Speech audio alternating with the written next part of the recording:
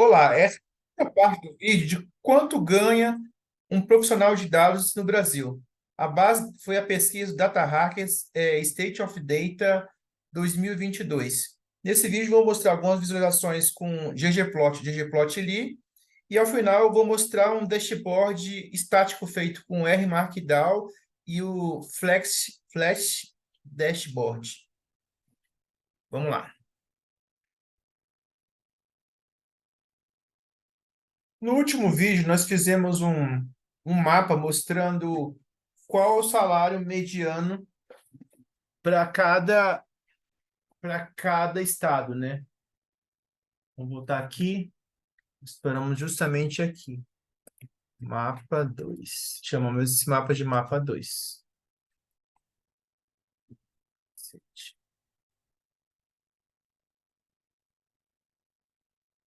Então, nós vimos aqui que o maior salário está em São Paulo, mediano, né?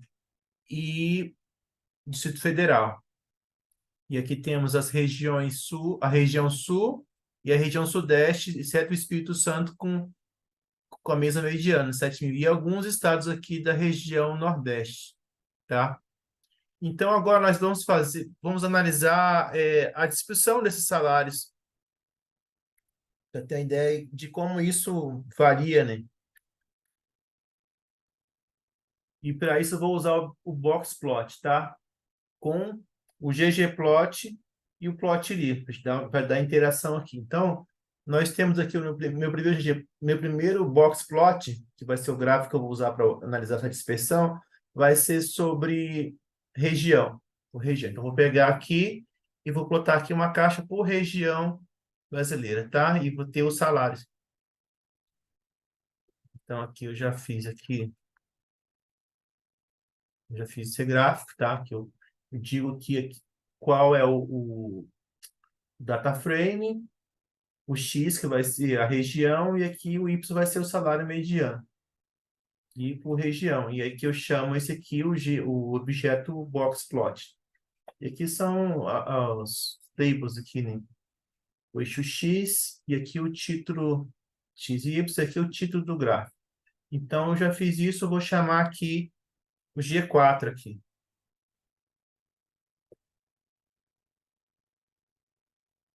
Então, aqui, ó, sem o plotly, você não tem nenhuma interatividade com esse gráfico. Agora, se eu colocar aqui a palavrinha mágica, ggplot, de plotly, e colocar o nome do gráfico, aí nós vamos ver a mágica acontecer. Agora, quando eu passar o mouse aqui em cima do gráfico, vai aparecer os números, tá vendo? Então, o que que é o boxplot, de uma forma bem resumida? O boxplot é o gráfico de caixa.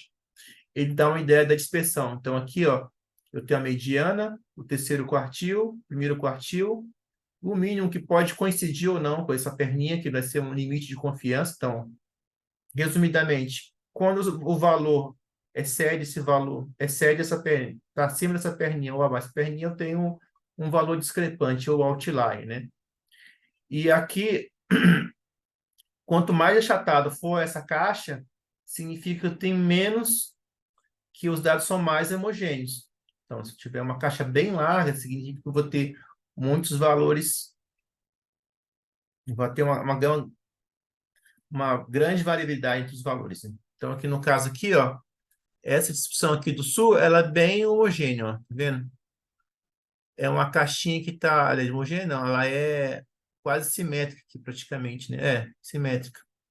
E aqui eu tenho um salário mediano de 7 mil, como apareceu no gráfico.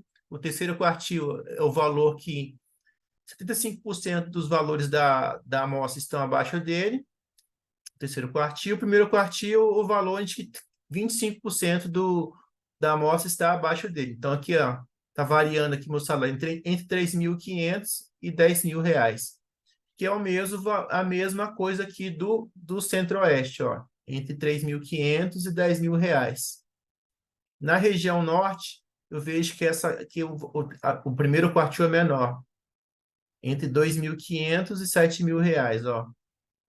E aqui eu tenho um outlier aqui de 14 mil. Então, aqui E no Nordeste eu tenho aqui, ó, começa com o primeiro quartil começa menor, em 2.500 e vai até 10.000. E tem uma distância grande entre a mediana, que é 5.000, e o maior valor aqui entre o terceiro quartil.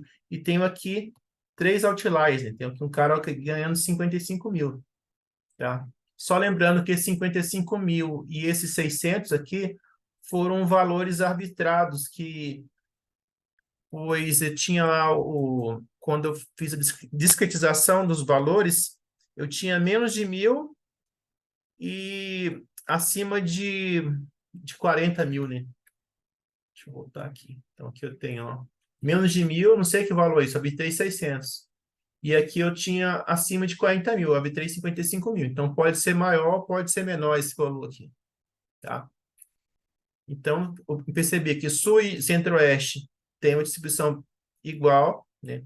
O Nordeste tem um salário que é mais baixo inicial, tá? A região Norte também tem um salário mais baixo, inclusive o maior salário dele também é mais baixo que os outros. E a região Sudeste é que tem essa diferença entre a mediana e o primeiro quartil. Inclusive, o primeiro quartil é mais alto, 5.000. Significa que os salários iniciais aqui são maiores do que o resto do país, tá? Na região Sudeste. E tem vários outliers aqui, ó, no caso. 35.000, 27.000, 22.000, e por aí em diante. Então, vamos analisar agora os cargos.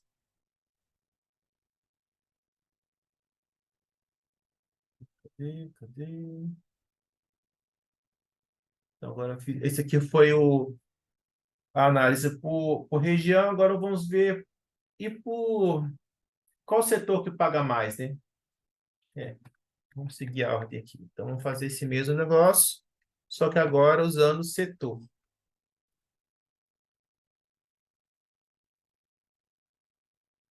Vamos dar um zoom aqui para ver se melhor. Esse gráfico foi uma surpresa para mim. Eu não imaginava que entretenimento e esporte pagasse bem assim. Então, aqui eu tenho que tem uma grande variação dos salários, tá vendo? Entre 4.250 e 1.800, sendo que o mínimo aqui é de 1.500 e um máximo de 27.500. E não tem um outlier aqui nesse gráfico, ó. Essa aqui é uma categoria, um setor que me surpreendeu. E aqui eu tenho o e-commerce também, ó. Essas duas caixas que me surpreenderam, não tinha ideia disso. E aqui eu tenho o setor público. Cadê o bancário? Ó, o bancário começa com 5.000, entre 5.000 e 10.000, com a mediana de 7.000 aqui. E internet e e-commerce. Então, essas aqui são as melhores áreas para trabalhar. E aqui eu tenho, aqui no setor de e-commerce, eu tenho alguns outliers aqui, ó. Os bancos têm essa caixa mais achatada, mas também tem os caras que estão ganhando bem aqui, muito bem, né? Tem uns outliers aqui, ó. Mas você começa com 5.000, ó. Primeiro quartil, 5.000, um mínimo aqui de 1.500, né? E aqui no caso, filantropia, tá? No negócio, achei que o negócio tivesse melhor, não tá, não. E que eu posso, atribuição aqui, as áreas que tem mais outliers, quais são? Bancos, essa, né? E essa aqui, a tecnologia e fabricante de software. É interessante, tá? Vamos continuar, então. Agora, vamos para por cargo. Temos por cargo agora.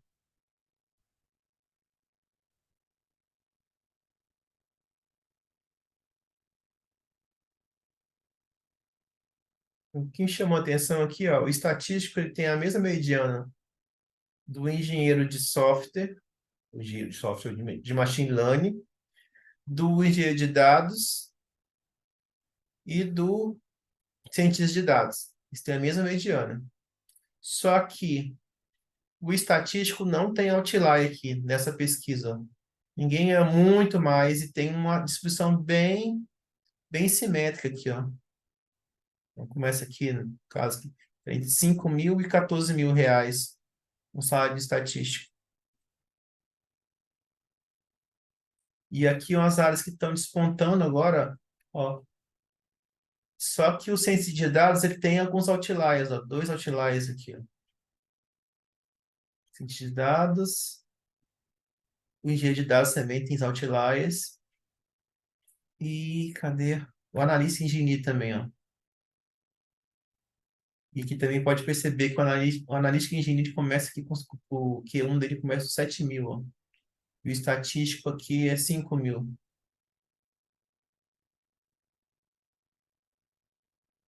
Isso aqui, o engenheiro de machine learning também começa com 7 mil aqui, ó. Esse intervalo aqui, ó. E o terceiro partido dele é de 14 mil. Então, o que tá ganhando melhor aqui, no caso, seria o engenheiro de machine learning, com a média menor, um salário maior de entrada, e o analista e engenheiro.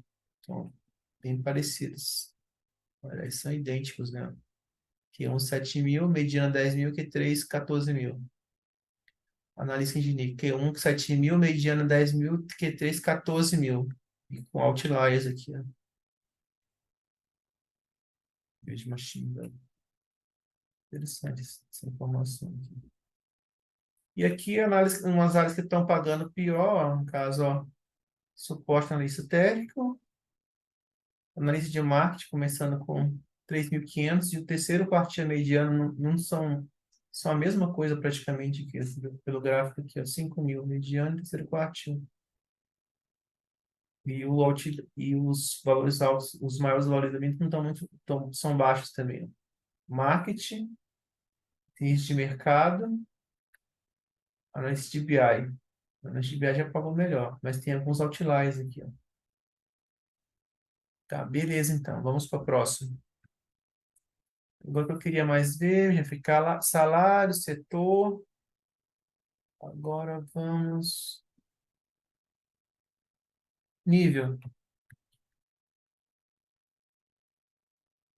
Vamos ver quanto está ganhando sênior, pleno, sênior e o júnior. G8.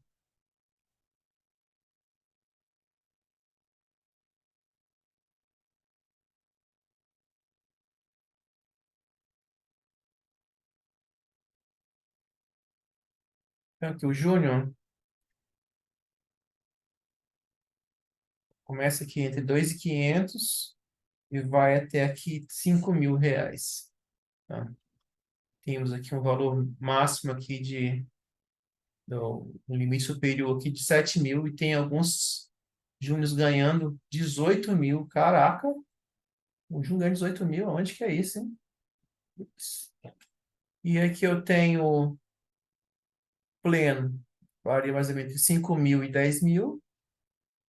E o sênior entre 10 mil e 14 mil. Tá vendo que a mediana aqui o terceiro e quartil são idênticos aqui, ó. 10 mil, 14 mil, que tem um limite de 18 mil, e tem sênior ganhando, chegando a ganhar 55 mil. Tá? Então, resumindo aqui, eu tenho o júnior entre 2.500 e 5 mil, né? O mais normal, mas acontece. O pleno entre 5 mil e 10 mil. E o sênior entre 10 e 14 mil, tá? O mais frequente, assim. Aí tem alguns, né? Tem sênior ganhando R$ 1.500. É complicado isso também. E nós temos um panorama já dos DIBs. Agora, uma coisa que me deu curiosidade é saber quantas pessoas estão trabalhando em home office e quantas não estão. E eu vou fazer aqui um gráfico de pizza, tá? Para resolver essa situação, para fazer isso aqui. O gráfico de pizza no ggplot é bem chatinho, tá? Então, o que eu fiz aqui? Eu preparei uma tabela, agrupei para o modo de trabalho, fiz a contagem, mudei aqui para percentual. Tem que botar na tabela também o percentual e a soma, tá? Fazendo as colunas. Vou até mostrar essa tabela aqui, ó. Eu tenho que fazer essa tabela para fazer esse gráfico. Ó. O que que eu tenho que ter? Ó? A categoria, né? O N, o percentual, que é esse aqui dividido pelo total, cada valor. E aqui o valor em percentual mesmo, multiplicado por 100. E aí, a partir dessa tabela, a gente vem aqui e faz o ggplot. No caso aqui, vai pegar aqui, ó. O Y vai ser o percentual, filtrado aqui pelo modo de trabalho, que é se é híbrido, home office ou presencial. E aqui eu vou colocar as etiquetas, que no caso aqui é o percentual, e aqui é a posição. Vamos ver como é que ficou isso. Esse aqui não vale a pena fazer o ggplot ali, que não adianta, não fica muito legal, não. Então, eu fiz normal mesmo. Então, aqui eu tenho, ó, 39,55% das pessoas trabalham de modo remoto. Bastante, né? Bastante, ó. Híbrido, 22%. E o presencial, 13,63%. Eu achei que essa quantidade aqui fosse maior de presencial. Não imaginava que estava isso, não. Se você somar aqui o híbrido remoto, é mais de 50%. Mais de 50% das pessoas estão trabalhando em híbrido ou remoto. Interessante essa informação. E aí as linguagens que mais são usadas? Também eu fiz esse gráfico da linguagem. Eu acho que eu não fiz o gráfico da linguagem.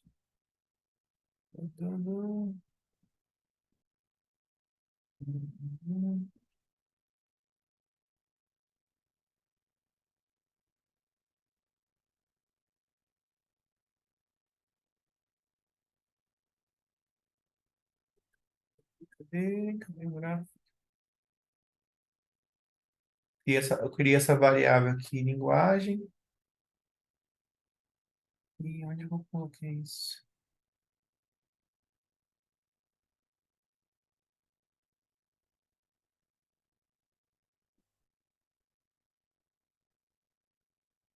Ah, não fiz. Vamos dar um summary aqui. Então, depois que você que depois que eu renomeei as colunas, quando as colunas são do tipo texto, eu tenho que converter para ela ser do tipo fator para eu fazer alguma coisa com ela, senão dá alguns problemas. Então, aqui df4, aqui eu tenho, ó, SQL Python 980, SQL 330, nenhuma linguagem 309, Python e SQL 232, Python 144. Não apareceu nenhum R aqui, né? Entre essas mais, entre as mais. Vamos fazer uma tabela delas aqui.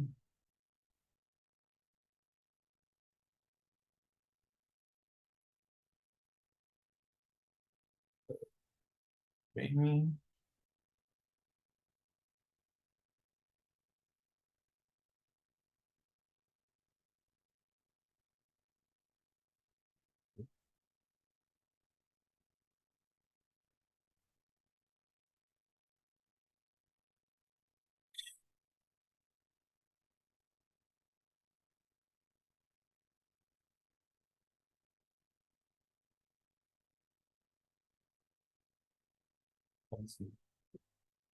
vou botar isso aqui na tabela.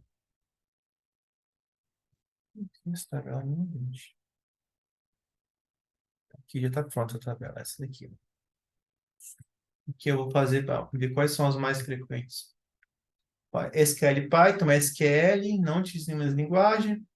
Python, SQL Python, SQL R Python. Aqui, ó. Então, são 1, 2, 3, 4, 5. Essas que são as mais frequentes, ó. Tem JavaScript, Python, basicamente R, Python e SQL.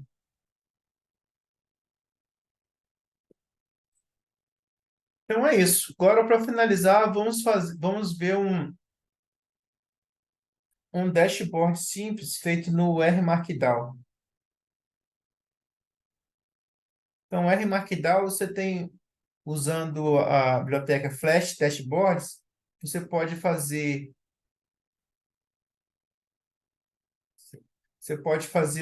um dashboard orientado por coluna ou por linha. Eu escolhi aqui que eu orientar por coluna, tá? Então, aqui eu tenho a primeira coluna, vai aparecer as caixinhas com a quantidade de pessoas que participaram da pesquisa, com salário mediano total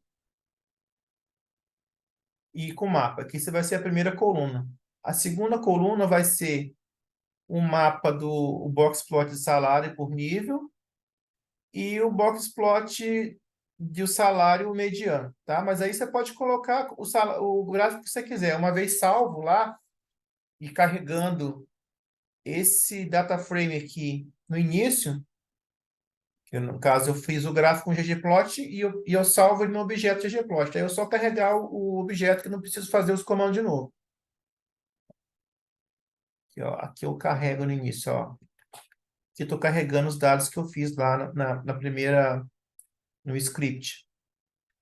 E aqui eu vou fazer as operações sobre eles, tá? Então, eu botei que cada coluna vai ser 50%, tá? 50% do espaço para ser uma coluna, outro 50% para outra coluna. E aqui eu vou colocar a quantidade, isso aqui, o sofá e o box são aquelas caixinhas que tem no dashboard, o mapa e depois os dois gráficos na outra coluna. Então, vamos rodar isso aqui.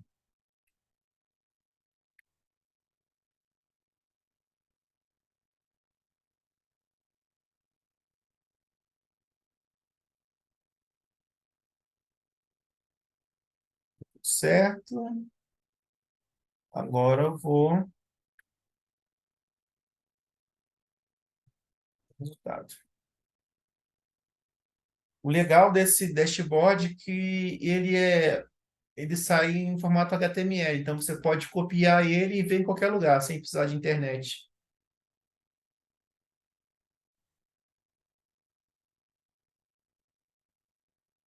Sei, cara.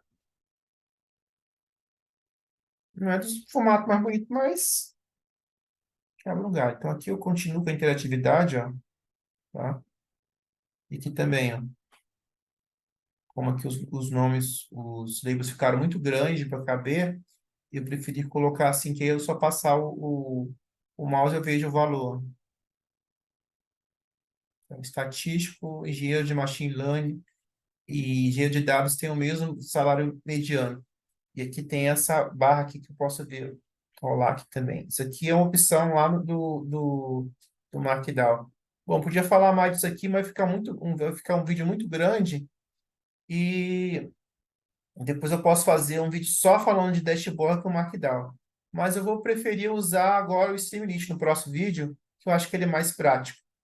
Então, ficamos por aqui. Quem gostou do vídeo, se inscreva no canal, dá um joinha, comente, e é isso. Até a próxima.